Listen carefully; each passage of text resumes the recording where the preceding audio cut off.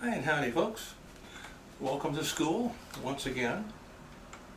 This is Kemp's Ford School located on the Blackwater River in Franklin County, Virginia, or a reasonable facsimile thereof of where I used to work as an interpreter a long time ago. Now you may remember, if you saw the last episode, which was number 55, the subject matter dealt with perceptions and the sheep shearing. Let's forget about the sheep shearing for a moment and concentrate on perceptions.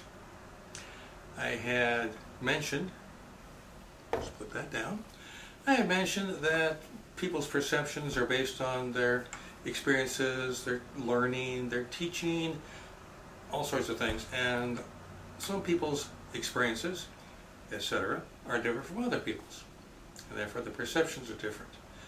We discussed a little something that I posted on the blackboard of Kemp's Ford School, and it elicited not a hostile response, it was rather cordial if disagreeable. And that's episode 55. This is episode 56 here. If you're curious as to what happened, just go back one single episode. And in that episode I mentioned that there were some, I'll be polite, encounters with some folks on perceptions that were, say, less than friendly. And we'll get to those someday. Well, I thought, let's just do that right now so that nobody thinks I'm teasing for the next 20 or 30 episodes and then boom. Do you remember way back when I used it? None of that. We're going to do that right here and now. And I hope everyone is doing well in the heat, or as well as you can, under the circumstances. And it's good to see everybody here. If you are new to this channel, welcome. Glad to have you. Here's what happened this time.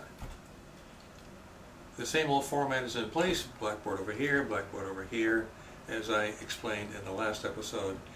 And this blackboard over here had some material on it that I hoped would elicit a response, a reaction of some sort.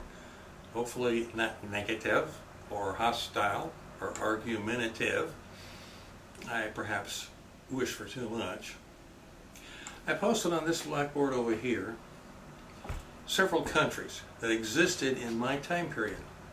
This is my time. Not in your time period anymore. They dissolved a long time ago. And one of those countries was Piedmont, sometimes called Kingdom of Sardinia-Piedmont, sometimes called Kingdom of Piedmont-Sardinia. And I posted them there and said, name the capitals of these countries. Piedmont was one of them. I was hoping to, as I said, generate some response, which seldom happen with any of the material on the board. Every so often, yes, not so often. So let's discuss the Kingdom of Piedmont-Sardinia, or sometimes just called plain Piedmont. It's one of the Italian political and geographic entities that existed in this time period. It won't exist for much longer because we are approaching the time of the Italian Wars of Unification in the 1850s, particularly the late 1850s. I'm sure a lot of you are familiar with the construct of Germany at this time, which didn't exist except as a general geographic term. The German states, some were principalities, some were duchies, some were all sorts of things. Some were tiny, some were very tiny, some like Prussia, Saxony, Bavaria, were kingdoms. And they existed as these little independent states until 1871, when Germany, after winning the Franco-Prussian War against France, was finally unified in all these little states, and sometimes some big states, into one block of countries, in one country known as Germany. Italy, which gets scant attention along these same lines, is working on these same lines. It's a collection of little states, sometimes big states, in the terms of the Kingdom of Piedmont. It's a fairly big state. It's at least a minor power player that is territorially ambitious. What is Piedmont at this time? It consists of the island of Sardinia, the little Nice Principality, the Principality of Piedmont, which is the senior member of all these little Sardinian Piedmontese entities. And although the Kingdom of Sardinia was ruled by the King of Sardinia, his palace and his seat of power was not in Sardinia. It was in Piedmont, at a city called Turin. And if you've ever heard of the Shroud of Turin, the burial shroud of Christ, that's the same Turin. Eventually, Piedmont will take the lead in unifying Italy by simply taking over all these little states by force, if necessary, with the help of an Italian patriot known as Garibaldi. You may have heard of him. Sardinia, Piedmont was also a player in the Crimean War, which hasn't happened yet, but it will, don't worry, it's coming. I'm sure you've heard of the Crimean War and you're familiar with the players, France and Britain and the Ottoman Turks against Russia. Who was being Russia? Piedmont was there too. They wanted a seat at the table, they wanted to prove they were a major power player. They sent troops who fought alongside the British and the French. Now that we've got this Piedmont settled, what happened with the Piedmont that I put on the board? Before going there, I'm sure some of you have heard the term Piedmont as a term designating some area between the tidewater in a seacoast state and the mountains. In this case, it would be Virginia, the Atlantic Ocean, and a large part of the Chesapeake Bay, and the Appalachians. And for those of you who are not familiar with the area, it is not Appalachia or Appalachian Mountains, it's Appalachia. Having settled that, here's what happened. One day, those items on the countries of the time were posted, people came in and sat down. I gave them the 10-cent lecture, gave them a nickel change each. And somebody actually looked over at the board. This gentleman looked at the board and looked a bit quizzical and asked, when we got to the question and answer period, what's that Piedmont over there? And then I explained the concept of Piedmont, the nation of Piedmont, Principality of Piedmont, Kingdom later of Italy, as I just explained to you moments ago. That didn't settle well with him, not in the least. He was familiar in his perceptions and his knowledge base and his travels with one and only one Piedmont, and that's the one here in Virginia. There aren't any others. Full stop. Actually, there are others. North Carolina has a Piedmont. Pennsylvania has a Piedmont. Many of the states up and down the Atlantic coast have Piedmonts. The ones we were talking about, the nation, and for him, the area between the Tidewater and Appalachians, different Piedmonts. And he was having none of the explanation that Piedmont was actually a city. Have you ever heard of the Shroud of Turin? He said, yes. Well, Turin was the administrative capital of Piedmont. No.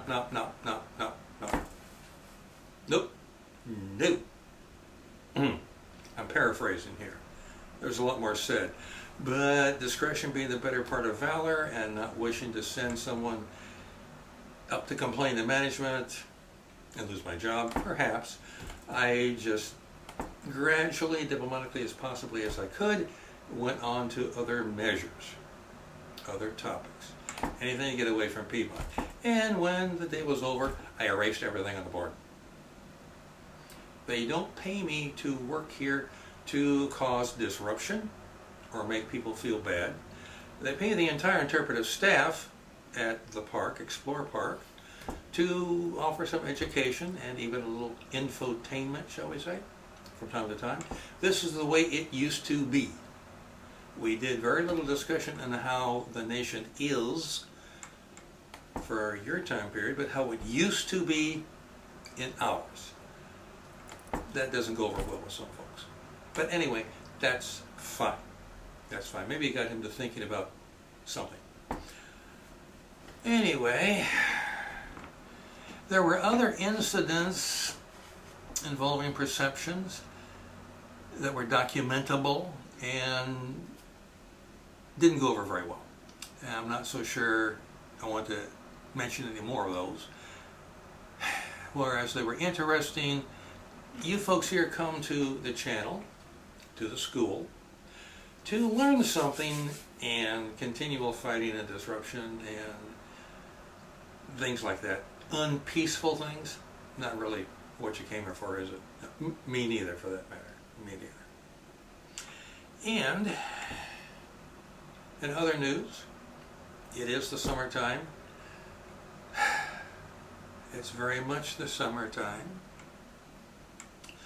Oh, and school at the moment is a little sparse in the student department.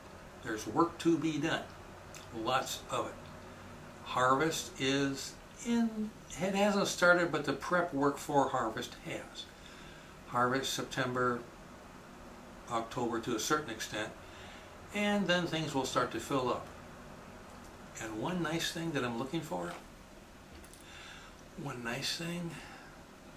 actually several nice things, all metallic and spendable.